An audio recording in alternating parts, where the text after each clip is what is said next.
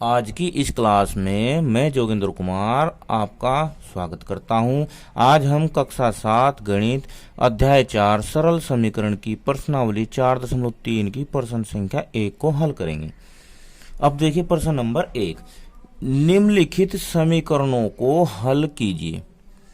देखिए ये हमारा सरल समीकरण का ही चैप्टर चल रहा है और इसमें हम समीकरणों को ही हल कर रहे हैं।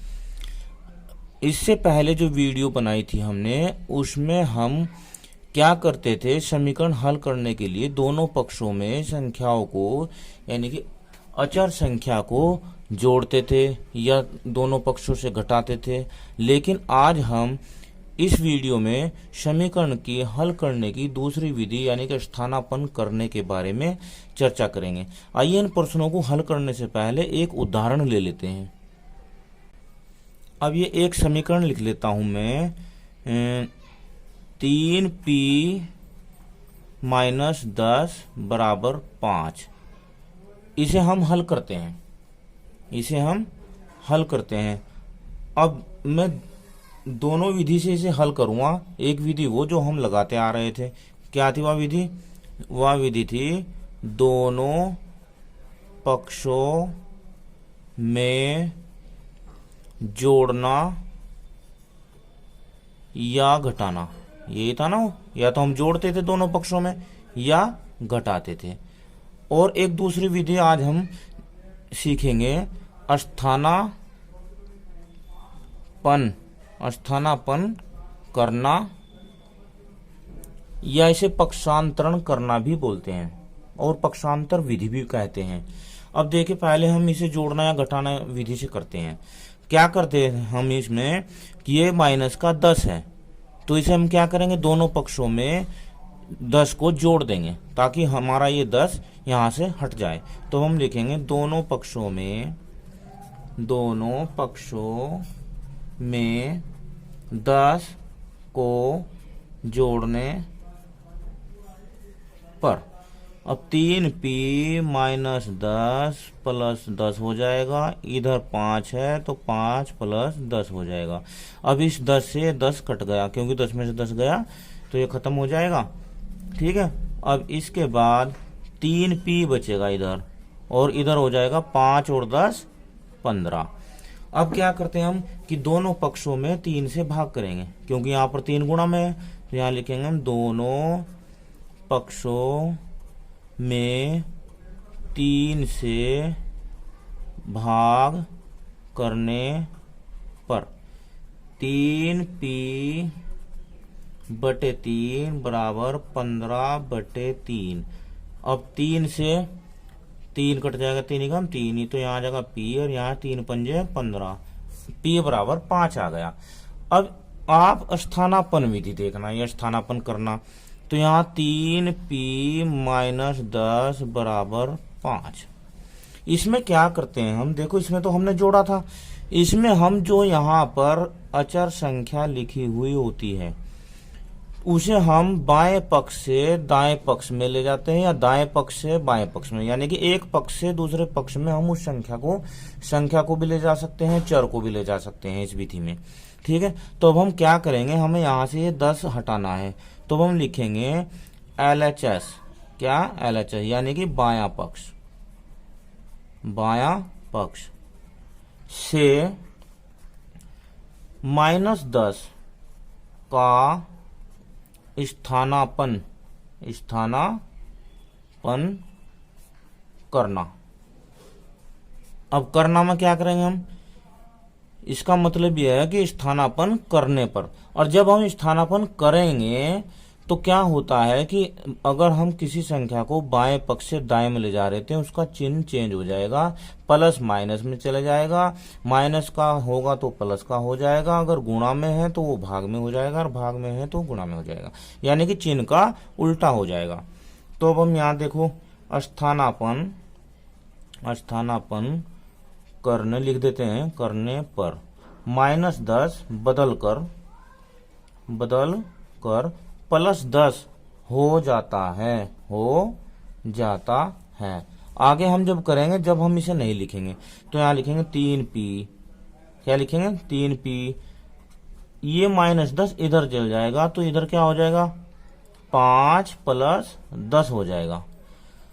अब देखो 3p बराबर ये कितना हो गया, 15। अब यही पोजीशन आ गई, इधर भी 3p 15 था और इधर भी 3p बराबर 15 है। ठीक है, अब आगे की प्रक्रिया इसमें भी ऐसे ही है और इसमें भी ऐसे ही है। ठीक है, तो दोनों पक्षों में 3 से भाग देने पर तो ये हो जाएगा p बराबर 15/3 और p बराबर हो जाएगा 3 पंजे 15, 5 इसका आंसर हो जाएगा।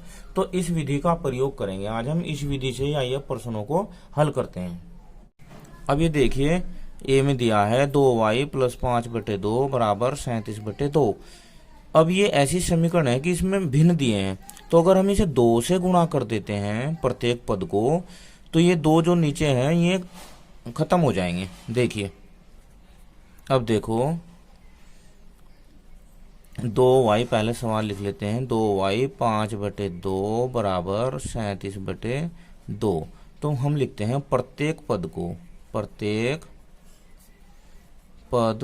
को 2 से गुणा करने पर, चलो अब 2y गुणा 2 इसे भी कर देते हैं, 5/2 गुणा 2, 37/2 गुणा 2। देखो 2 से 2 आएगा, 2 से 2 आएगा, यहाँ हो गया 4y + 5 दूनी, ये 2 से 2 कट जाएगा तो यहाँ हो जाएगा 5 और ये 2 से 2 गए, यहाँ हो जाएगा 37। अब ये समीकरण मिल गई हमें। अब हम इसमें स्थानापन्न विधि लगाते हैं, यानी कि इस 5 को हम बाएं पक्ष से दाएं पक्ष में ले जाते हैं। तो हम लिखेंगे प्लस 5 को दाएं पक्ष में स्थानापन्न करने पर। आसान है ये सवाल, अगर एक सवाल आपकी समझ में आ गया तो। ठीक है, अब देखो 4y, 5 किधर गया, इधर, तो 37, 5 प्लस है तो ये इधर हो जाएगा माइनस का। कैसा हो जाएगा, माइनस का। अब 4y बराबर 37 में से 5 गया 32। अब देखो 4 गुणा में है तो 4 से हम भाग कर देते हैं, तो इधर लिखेंगे दोनों पक्षों में 4 से भाग करने पर 4y/4 बराबर 32/4। 4 से 4 गया तो y बराबर आ गया 4×8 क्या आ गया, 4×8 32। 8 इस समीकरण का हल हो गया, ये इसका आंसर। अब ए के बाद बी को देखते हैं। अब देखो 5t + 28 बराबर 10। तो ये 28 है, इसका हम क्या करते हैं, स्थानापन्न कर देते हैं। तो हम इधर लिख लेते हैं ब्रैकेट में +28 का या को दाएं पक्ष में स्थानापन्न करने पर। अब देखो यहाँ 5t बराबर हो जाएगा 10 और 28 इधर जाएगा, हो जाएगा माइनस का। ठीक है, अब 5t 28 में से 10 गए 18 और बचेंगे कैसे, माइनस के। क्या बचेंगे, माइनस के। अब 5 से t में गुणा है तो अब दोनों पक्षों में क्या करेंगे बताओ, 5 से पक्षों में 5 से भाग करेंगे। क्या करेंगे, भाग करने पर। अब देखो 5t/5 और इधर -18/5 और 5 से 5 कट गया, t आ गया। ठीक है, और इधर उत्तर आ गया 18/5 जो कि इस समीकरण का हल हो गया। अब बी के बाद सी को देखते हैं। इसमें दिया है a/√2 5 प्लस 3 बराबर 2। इस 3 का क्या कर देते हैं, स्थानापन्न कर देते हैं। तो यहां लिखेंगे +3 को दाएं पक्ष में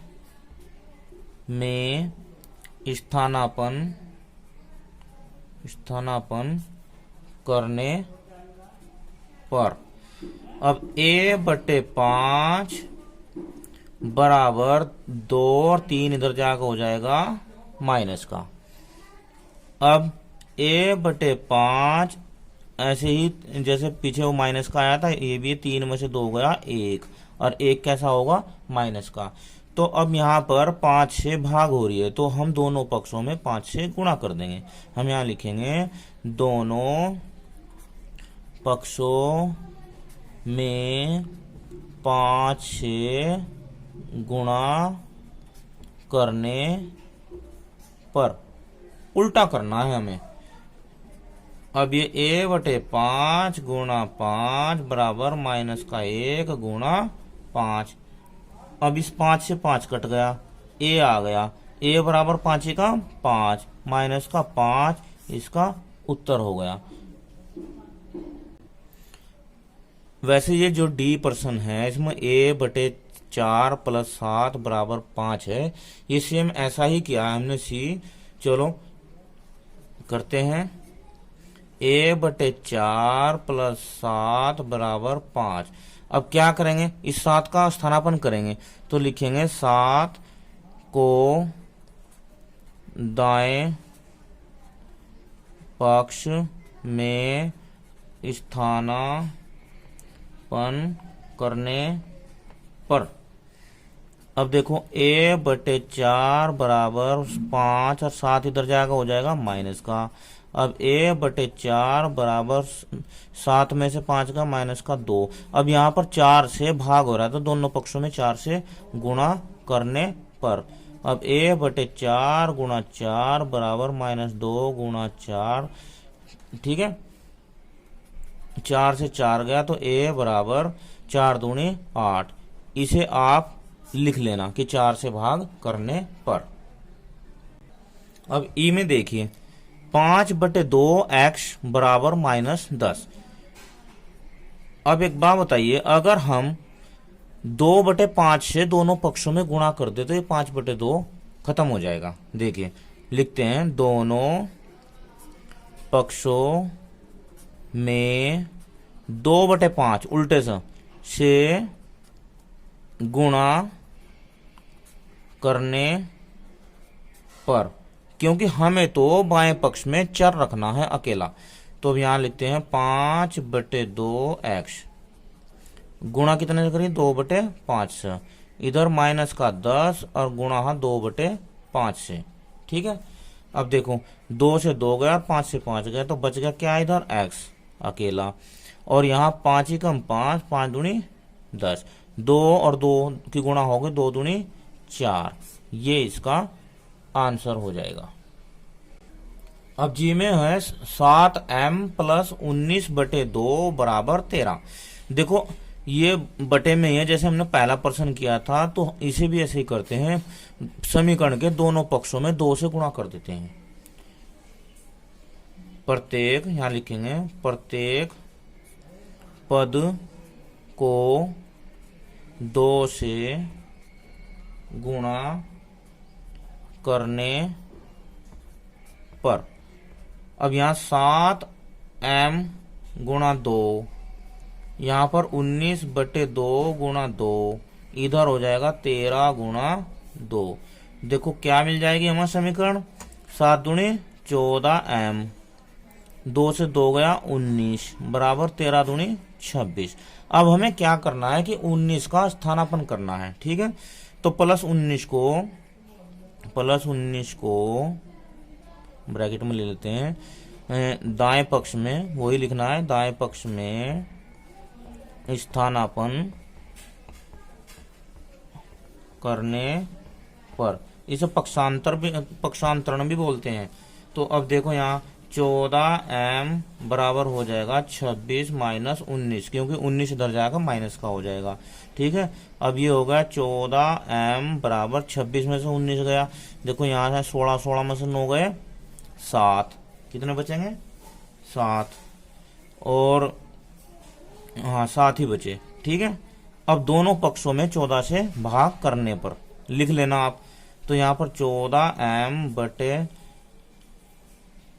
14 और यहाँ पर 7 बटे 14, और 14 से जो 14 कट जाएगा तो m बराबर आ जाएगा 7 बटे 14, जो कि इसका हल है।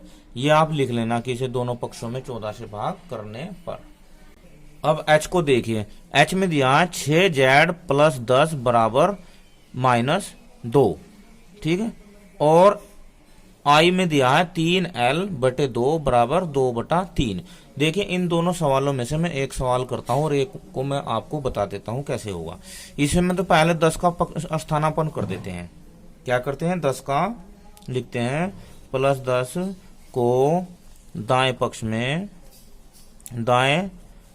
में स्थानापन्न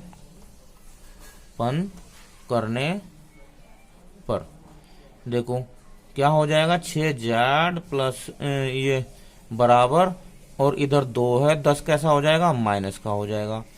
तो 6z बराबर 10 और 2 12, ये माइनस के, तो ये क्या हो जाएंगे, जुड़ जाएंगे। अब 6z 6 गुणा में है, तो दोनों पक्षों में 6 से भाग करने पर, और जब 6 से भाग करेंगे तो z बराबर आ जाएगा 6z बटे ये 6 हो जाएगा, और इधर आ जाएगा 12 बटे 6। चलो लिख ही लेते हैं, ये लो। अब 6 से 6 गया तो z बराबर 6 दूनी 12, 2 इसका आंसर आ जाएगा।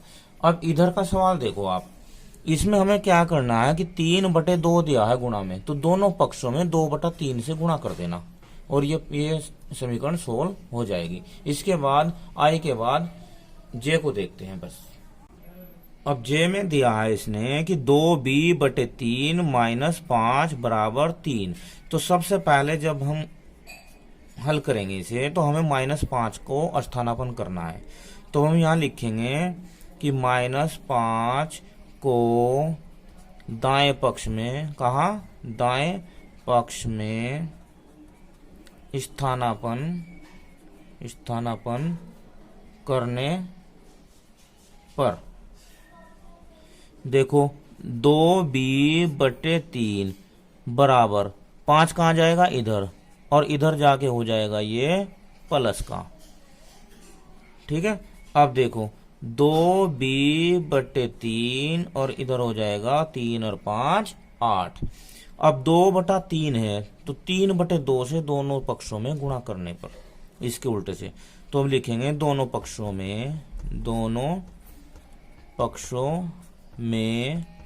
3 बटे 2 से गुणा करने पर। अब देखो 2 बटा 3 b कितने से कर रहे हैं हम, 3 बटे 2 से, इधर 8 गुणा 3 बटे 2। अब 2 से 2 गया और 3 से 3 गया, तो इधर बच गया b, और इधर 2 एकम 2 और 2 चौक 8 और 4 तिया 12, इसका हल है। ठीक है, इस वीडियो में हमने स्थानापन्न विधि यानी कि स्थानापन्न करने के बारे में चर्चा की और उसके आधार पर समीकरणों को हल किया। वीडियो कैसी लगी मुझे कमेंट में जरूर बताना। धन्यवाद, आपका दिन शुभ हो।